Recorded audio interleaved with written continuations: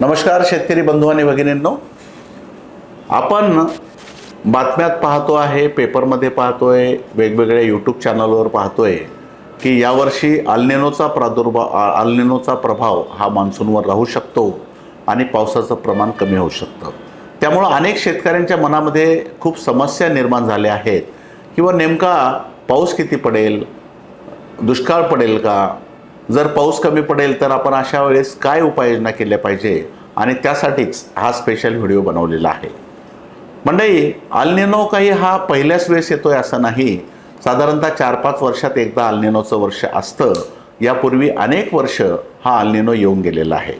अल्निनो म्हणजे प्रशांत महासागराचं तापमान वाढल्यामुळं मान्सूनवर परिणाम होतो आणि अशा वर्षी सर्वसाधारणपेक्षा किंवा सामान्यापेक्षा पावसाचं प्रमाण हे कमी राहू शकतं। पण अल्निनो आहे म्हणजे दुष्काळच पडेल आणि अत्यंत कमी पाऊस पडेल हे म्हणणं चुकीचं आहे। अजून त्याची प्रखरता किंवा त्याचा परिणाम किती होईल याबद्दल स्पष्टता कोणीही देऊ शकत नाही। मात्र एक गोष्ट नक्की की अल्निनो हा नक्की सक्रिय राहील आणि पावसाचं प्रमाण हे सरासरीपेक्षा कमी राहील। मग अशा वर्षी आपण काय काय खबरदारी घेऊ शकतो, काय उपाययोजना केल्या म्हणजे आपल्या पिकाला जास्त नुकसान होणार नाही, ते आपण या व्हिडिओमध्ये पाहणार आहोत।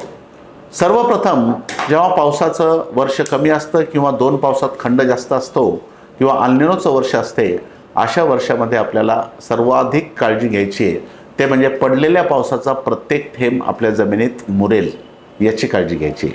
आणि प्रत्येक पावसाचा थेंब जमिनीत मुरण्यासाठी आपल्याला जमिनीची मशागत उताराला आडवी करणे,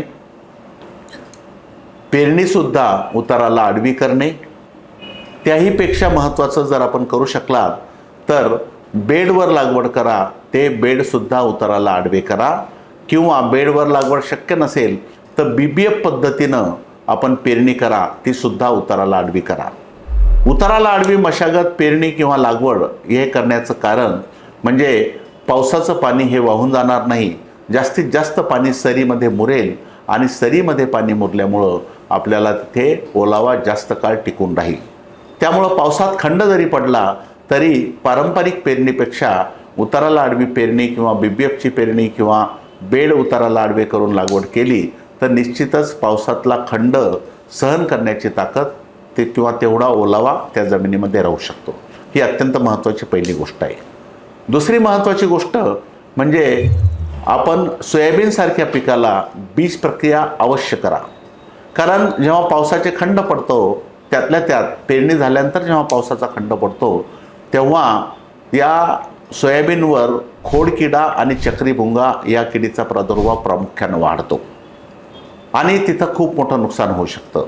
जेव्हा पावसात खंड पडतो तेव्हा हा प्रादुर्भाव निश्चितच खूप मोठ्या प्रमाणात वाढतो।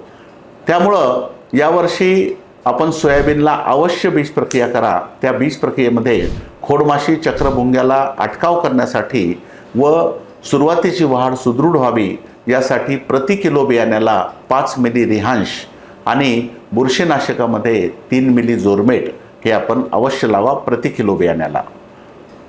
त्यानंतर कमी पावसाच्या वर्षामध्ये आपण मध्यम कालावधीचे किंवा लवकर येणारे वाणं, कापूस किंवा तुरीमध्ये जास्त उशिरा येणारे वाणं निवडू नये, मध्यम कालावधीचं किंवा लवकर येणारं वाण निवडावं। सोयाबीनमध्ये 90 दिवसापेक्षा लवकर येणारे वाणं सध्या नाही आहेत, त्यामुळं 95 ते 100 दिवसाचे वाणं जे आहेत हे आपण लागवड करावे। सोयाबीनला 105 दिवसापेक्षा जास्त कालावधी असलेले वाणं शक्यतोवर सिंचन व्यवस्था असल्याशिवाय लावू नये। इतर 95-100 दिवसाचे वाणं आपण कुठलेही लावू शकतो। ही एक महत्त्वाची गोष्टसुद्धा आपण करू शकतो। त्यानंतर जलतारा, जे शेतातून वाहून जाणारं पाणी किंवा शेतात एका ठिकाणी साचणारं पाणी ज्या भागात साचते तिथे आपण जर खड्डा केला, मुरुम लागल्यानंतर 1 फूट खोल असा एवढा खड्डा केला आणि त्यात दगड टाकले आणि त्या खड्ड्यावरती मुरुम टाकून बुजून घेतलं तर तिथे येणारं पाणी हे सगळं मुरेल आणि जमिनीत पाणी, शेताच्या बाहेर काहीच पाणी वाहून जाणार नाही, जमिनीत पाणी मुरेल। त्यामुळं आपले विहिरीचं बोरचं पाणीसुद्धा पाण्याची पातळी वाढल्यामुळं विहिरी बोरला सुद्धा चांगलं पाणी राहील। त्यामुळं जलताराचा सुद्धा उपयोग चांगल्या प्रकारे कमी पावसाच्या वर्षामध्ये आपण करू शकतो।